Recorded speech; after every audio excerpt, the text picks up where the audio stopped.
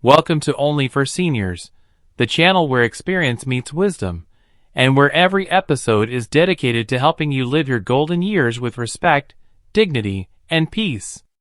I'm Dr. Eric John, and for over 30 years, I've been guiding seniors across the United States on how to stay physically strong, emotionally calm, and socially respected after 60.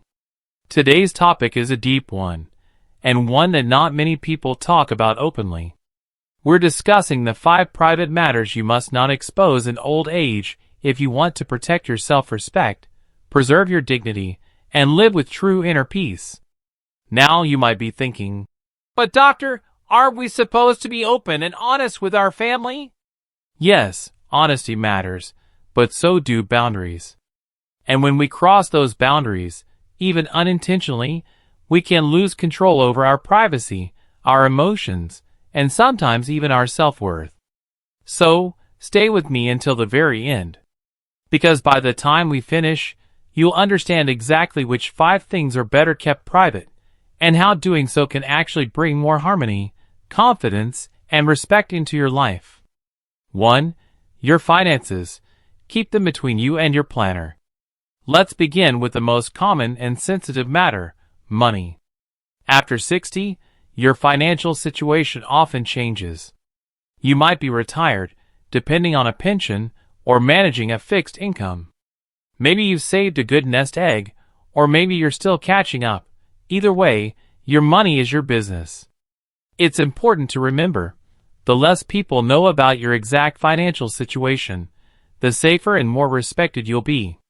When you share too many details about your income, savings, or property, it can lead to 2 unwanted situations.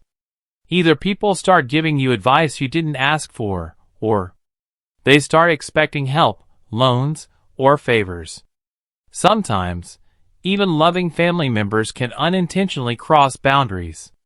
You might hear things like, "Mom, you don't need that much saved. We'll take care of you. Dad, why don't you help me with this bill just once?" And suddenly, you start feeling pressured, anxious, or guilty. That's why I always tell my patients, talk openly about your financial plans only with a trusted advisor or financial planner, not with everyone in your circle. You can politely set boundaries by saying, "Everything's taken care of, dear. I've got my finances managed. Thank you for your concern." This keeps the peace, protects your independence, and prevents unnecessary interference. Because at this stage of life, your peace of mind is more valuable than any dollar in your account. 2. Your health problems. Share selectively, not constantly. Now, let's talk about health, another deeply personal area.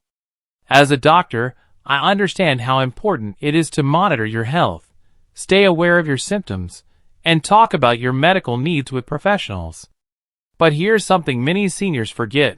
Not every ache, pain, or test result needs to be discussed with everyone. When you constantly talk about your health issues, especially around younger family members or friends, it can change how people see you. They stop seeing your strength and start seeing your illness. Of course, it's important to inform your spouse or a trusted family member about major medical updates, especially emergencies. But beyond that, it's wise to maintain some privacy and confidence. You can share health matters with your doctor, but not broadcast them in family gatherings or social circles. When you protect your health information, you protect your dignity.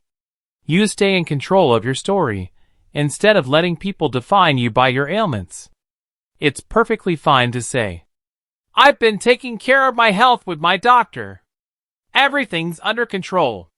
This shows maturity, stability, and grace, and it helps people focus on you, not your medical chart. 3. Your family's internal conflicts. Stay silent, stay wise. The third private matter, and perhaps the most dangerous one to expose, is family conflict. Every family, big or small, has disagreements. Children may argue. In-laws may not get along. Grandchildren may make mistakes. That's just part of life. But when we start sharing these conflicts outside the family, with neighbors, friends, or even distant relatives, it never ends well. People love to talk. Stories get twisted. Before you know it, something you shared in confidence becomes neighborhood gossip. And suddenly, you are blamed for spreading the story. I've seen this countless times among older adults. Someone vents to a friend out of frustration, thinking it'll relieve stress. But instead, that information circles back and damages trust within the family. My advice? Handle family conflicts privately and calmly. If you need to talk about it, choose a counselor, priest, or therapist, someone bound by confidentiality. And when others try to involve you in gossip, simply say, "I prefer not to discuss family matters. Everyone's just figuring things out." You don't have to take sides. You don't have to explain who's right or wrong. Because peace doesn't come from winning family arguments. It comes from rising above them. 4. Your personal relationships or past mistakes. Here's a tender one: your personal life and past mistakes. As we age, we often feel the urge to reflect, to talk about old loves, missed chances, or things we wish we'd done differently. Sometimes, we even feel like confessing to our children or family members to clear the air. But here's the truth: not everything from your past needs to be shared. Old romantic memories, private relationship details, or past mistakes, once spoken, they can create unnecessary confusion or even judgment. People may not understand the context or emotions you experienced decades ago. Instead of reopening old stories, focus on sharing the lessons you learned.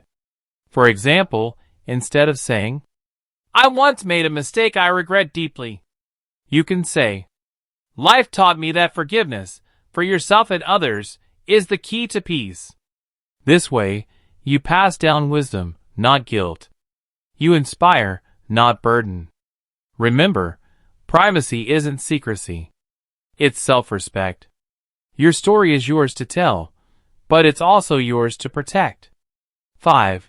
Your true opinions about others.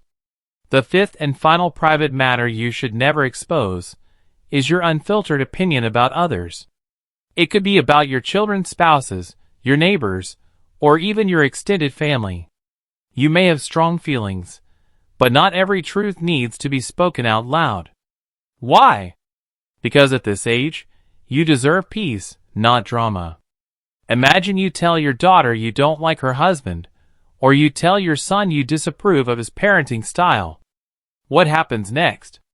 Tension, hurt feelings, emotional distance. Your intention may be honest, but the outcome often brings pain. Sometimes, the greatest wisdom is silence. When you choose peace over opinion, you gain respect. People start seeing you as a calm, graceful elder, someone who doesn't interfere, someone they can trust. And ironically, the less you speak about others, the more they listen when you finally do. Because your silence gives your words weight. So before speaking, ask yourself, will my words bring peace or pain? If the answer is pain, let silence speak for you.